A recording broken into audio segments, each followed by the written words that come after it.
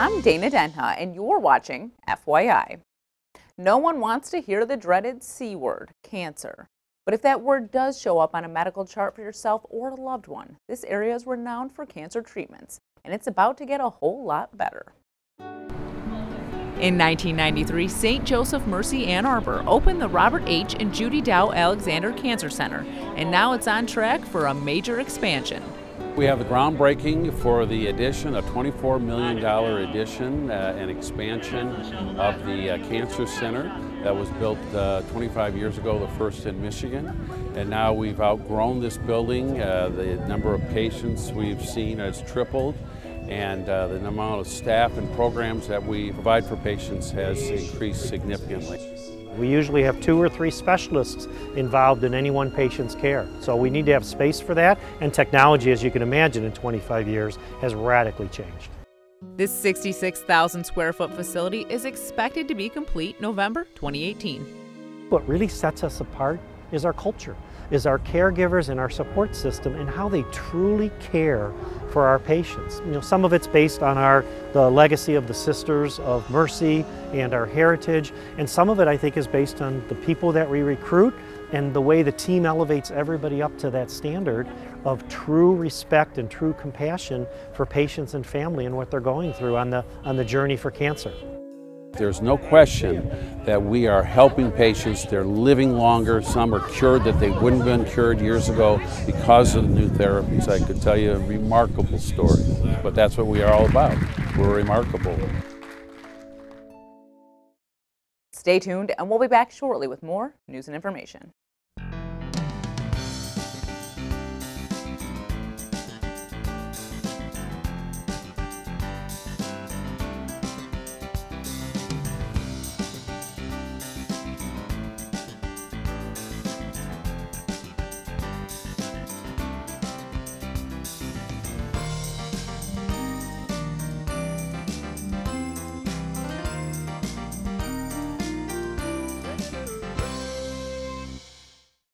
The walls were shaking in homes all over the county as the Yankee Air Museum welcomed the best in aviation during their end of the summer air show. There was a large rumble as people looked to the skies during the 19th annual Thunder Over Michigan.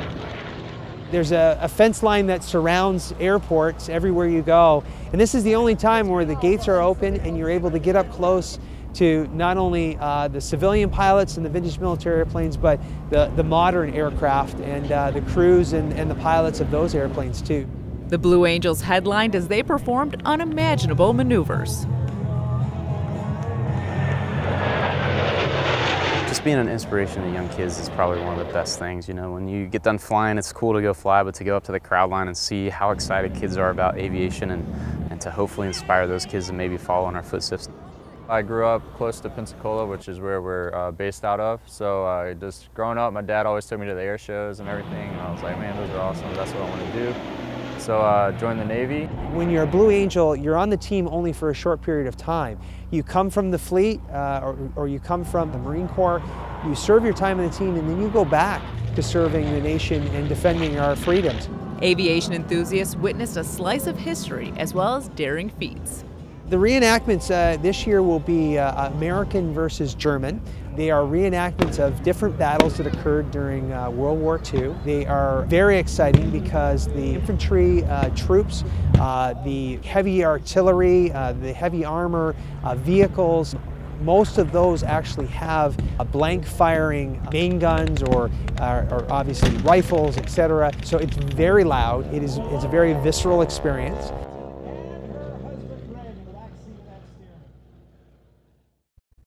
There's a new discovery that is turning heads and changing lives.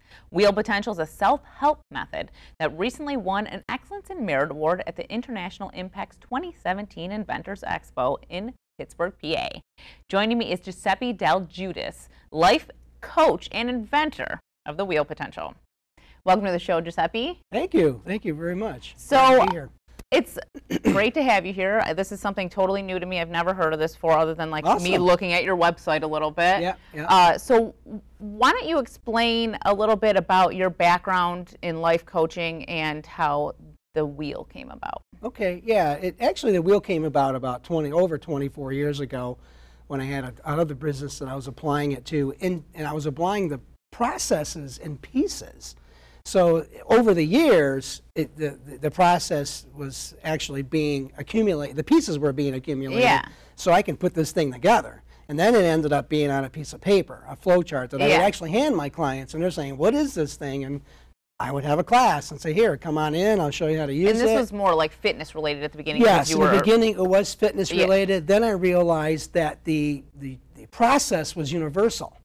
And then that's when I started applying it to my life coach business. And I thought, you know, I got something here. I don't know. I'm going to keep using it. Yeah, yeah. And then I had a friend of mine who's a graphic designer, Ale, and I said, hey, I need this off this paper. Help me take it off the paper and make it a device so people can actually hold it in their hand and use it. So he did. So it morphed and morphed and morphed, and finally we came to this final product, Generation 19. And I've actually brought all the generations with me today to the studio. I'm not going to show you them all right now, but I do have them. I brought them in my bag. And this is the newest one because you actually changed it a little bit after you. Do you want to show us this picture you have here? This was from the awards that you won. So you want me to hold it? Or you want to? You can show. You can show us.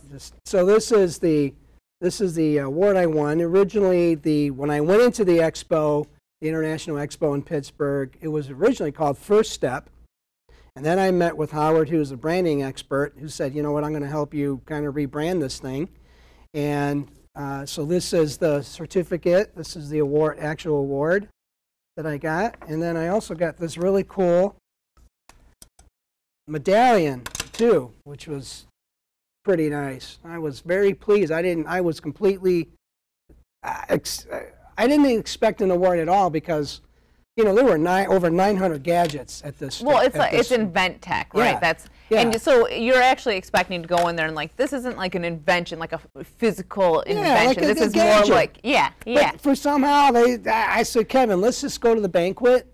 We'll just, you know, I want to see just, you know, because there were 25 of these passed out, and then the top 3 awards that were cash value. Yeah.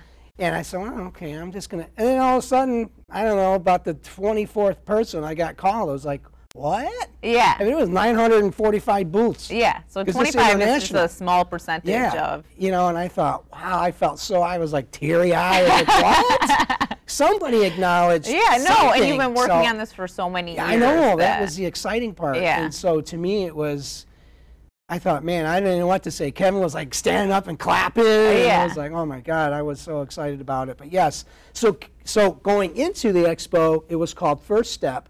Coming out of the expo, it ended up being Real Potential because it's branded to my company name, Real Potential. So that's when Howard said, you know, you got to connect all the pieces like you did with the wheel. Now you got to connect everything that you've got and make it one cohesive package. And so I did. People can buy this. Yes.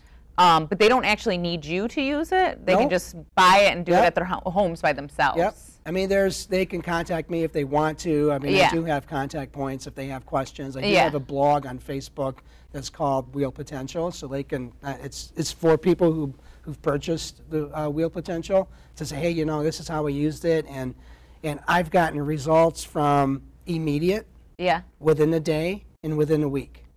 So it depends on how complex your situation is. When do you actually start taking actions? Because, like, again, you cannot fulfill what you want to get done without doing these. Yeah. Without doing actions. And so, like, you start with You start with a thought. That's why there's a start button here. Okay. So you start with a thought. In your case was? My baby won't sleep through the night. So that's perfect. Too old and she won't sleep through the night. So the whole thought is my baby won't sleep through the night. Yeah. And so go ahead and assign a feeling to that. The feeling that you're feeling right now with that thought. Because feeling and thought has to match. They can't be different. Okay. So how are you? So it has to be a good feeling. No. It has to be a feeling that matches that thought. Because feelings mirror our thinking. Okay, so it could be any one of these things? Yes. So the feeling that you feel that... Let's see. Oh, because I got to go through them. Yeah, absolutely. I feel like it would be a little bit of this. All right, so you feel a little bit depressed about it. Yes. All right, so you have the thought that my baby won't sleep at night. You're depressed about this thing.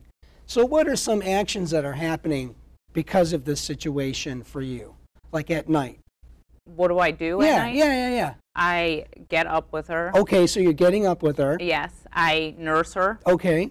And then I try to lay her back down, and then she wakes up again within 30 minutes, and I have to do the same exact thing again, or I let her sleep in my bed with me. Okay. So those are the physical movements. So when we talk about actions, it's the physical things that you're actually doing to create, that's creating that situation. Yes.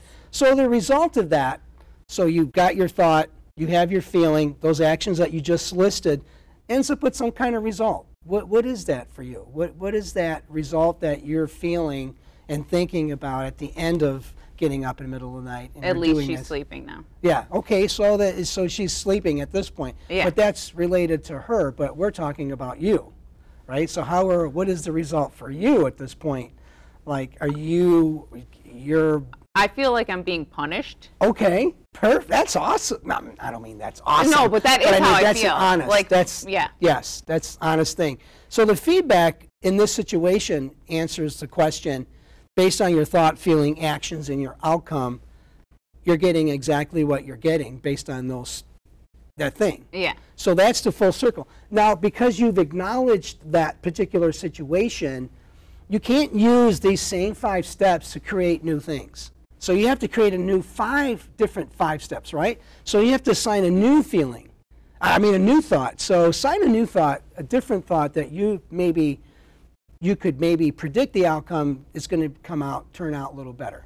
So what would that be if you were to create that for you? What do you mean by a new thought? Like right now you have the flip side of the one you have, right? So right now you have my baby's not sleeping at night. What would be the flip side of that? Everyone's sleeping through the night. Okay, everyone's sleeping through the night. Yeah. Now assign a new feeling. And the one that would match that thought. Okay, you're really excited about it. So tell me now here's the key. Because we're predicting, it hasn't happened yet. Mm-hmm. See, actions are data. Without actions, if you don't act, there's no data. Yeah. You can't just say, oh, I know it. No, you act it out because you have to test, measure, tweak, right? So you have to say, okay, what are a couple actions could you do that you haven't done before? Let her cry. Okay. Let's just leave it at that. That's one action that you haven't done. Just let her cry. So the result of that, we don't know. Yes. Why? Because we haven't tested it yet. So this result, you could measure it either, I'm going to measure it over a week's time. I'm going to measure it over one night. I'm going to measure it over 2 days. You have to set that time frame. Now, when that time frame's over, now you can say, what did I get? The result, what did I get? Well, you know what? She slept an extra hour or two. Yeah. She cried for 30 minutes, and now she slept for an hour or yeah. two. So the outcome is, in this case, because we're predicting, first time we acknowledge, but now we're predicting. The prediction says, am I on the right track? I didn't get what I want, or I'm way off, right? Because now we're predicting, we're testing the thought and feeling and the actions. Yes. And then at over a specified time, then we have some kind of result. So until those actions are done, we have no result. Yeah. Period. We can go, I know it's going to, no you don't. Yeah, you don't know what's going to happen until you try it. So just think of the actions as, clinically, we say behavior, but that's too clinical. That's why we say actions. But anyhow, so in your case, to test this, you would have to consider, how long do I want to test this for? Do I want to test this for 2 nights? Yeah. And see how she does at this. And if it is 2 nights, then you say, oh, she's, note the time. Oh, I got up and, looks like she slept an extra 45 minutes. Yeah. I'm on the right track. Yeah. So then you would continue, right? If you're on the right track, you continue the thought, the feeling, and the actions. Right? But if it's not, like, after that time span, if you feel like that process didn't necessarily work, then you take another sort of, you're trying to find another result. Yeah. Yeah, so you're tweaking your actions at this point because you know that your thought and feeling are in the right track. Now it's just a matter of maybe adding some more different actions to those, letting her sleep at a little later or feeding, or I don't know. I got it's been a while. Yeah, I'm 18 to 33 now, but yes, I know what you mean. Yeah. I've been there, and so so I think, and so that's how it works. But here's the thing: we do it so fast that That's the key. But what I wanted to mention, I didn't bring it. What happens is that you notice there's a page number. Yeah. So I forgot it in my bag. So when you open, it comes with a user guide. So when you open the user guide, each page number is assigned the emotion. And it'll explain the emotion, it'll explain the emotions around it, how they interact with each other, and then give you about six to seven examples, action steps that you could take to help you with this, not with your particular situation, but just to kind of give you ideas, right, to kind of get you going. But it does come with a user guide. It's really, you need to really use that. So after you assign the feeling, you would go to the user guide before you would even think the actions. Yeah. And then you would say, okay, oh, okay, and then get some ideas. And it might even help you create some actions that maybe you didn't think of. Okay. But it's really to clarify the emotions, because most people, they don't really understand the difference between a thought and a feeling, well, they're actually the same, except the feeling is a reflection of how we're thinking. It measures the intensity of our thought. Yeah, well, that's why when you asked me the original how I feel about it right now, it's hard to determine how, like, my actual feelings. I mean, I definitely am a little bit depressed about it, for sure. Yeah. I think there's some anger there, but because there's like multiple emotions that I feel. And this scale is a descending scale. Yeah. So it starts with love, and if you notice, as it goes down, it starts to turn. Yeah. So it does, but you assign the wheel, you can move the wheel in whatever direction you want to assign the feeling that goes with that thought. Most people, what happens is there's a disconnect. Well, I got this thought and I'll assign a feeling like, 2 weeks later. No. Yeah. As soon as you have a thought, a feeling, it's the same time, because it's basically the same thing. Yeah. It's just that you can't say, let's say if you didn't say depression, I have this thought and, I'm really excited about my daughter waking up in the middle of the night. That would not be the right feeling unless you're really excited. Yeah. But who's excited when it's 2 a.m. and you got to go to work at, at 8? That's not the right emotion. Yeah. So that's why it's so important that the thought and feeling have to be the same. So if you're not, if inside is saying, oh man, I'm angry, and you're trying to show that you're not angry, hey, listen, I'm not happy right now. You're expressing to someone, I'm not happy right now. So, but it doesn't mean that I won't be happier later. Yeah. It's just at this moment I'm not. Yeah. We feel all these. It's all of these. I mean, did I feel fear when I jumped out of that airplane? Yeah. Yeah. I was petrified. Yeah. But I don't live there. Yeah. That's the difference. Yeah. So that's the key thing is understanding that the thought and feeling, and you can apply to any situation that maybe you're in school. I've run PhD students through this. I've run master's students through this. I've run juniors, sophomores, not so much, or freshmen, because they're in this stage of so you're saying it can help in a lot of facets of your life. It's whatever you're in what you have top of mind. Communication, like I have 7 clients, and I have 2 clients that are picked in that are using communication to help improve communication. I have 2 clients that are in the health category, so they're using it to help them with their health. Yeah. I have a couple clients who are in career, where they're using it to help them sort of navigate, okay, I'm at this age, this is where I kind of want to go, but I'm not sure. So it's really, it's helping before you actually start taking actions. You're kind of looking at your situation in an objective point of view without shame, guilt, resentment. I mean, a lot of them are on here, but saying, oh my God, no, it's just saying, listen, this is my thought, this is my feeling, let me take a look at it. And if it's not what I want, then you have the choice. It's all about choice. You have the choice to say, you know what, I don't really want to go in that direction. Then that becomes a prediction.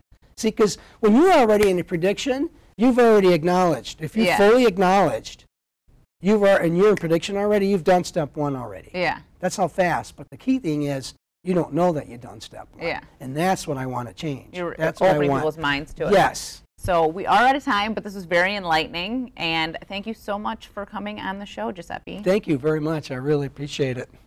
For this and other programs, visit a2gov.org/CTN. Thanks for watching, and tune in next time to FYI.